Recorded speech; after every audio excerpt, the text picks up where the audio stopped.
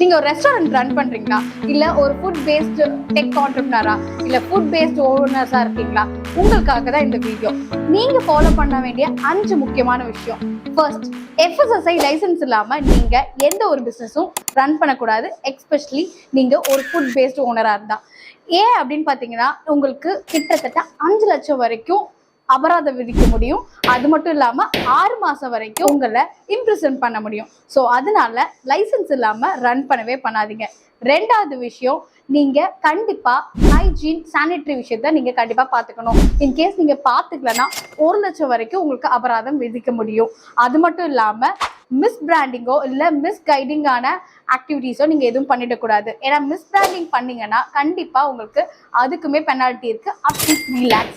இது மட்டும் இல்லாம மிஸ்லீடிங்கான ஆட்ஸ், இன்கேஸ் நீங்க உங்களோட ஆட்ல நீங்க ரொம்ப பலபலன்ட்டோ இல்ல ரொம்ப அழகாவும் காமிச்சிட்டு அது அப்படியே ஆப்போசிட்டா இருந்துச்சுன்னா கூட அது மிஸ்லீடிங் ஆட்னு சொல்லுவாங்க.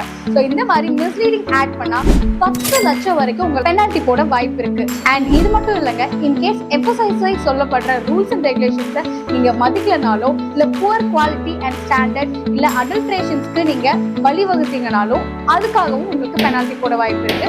அதுவும் அதிகபட்சமா அப் டு 5 lakhs.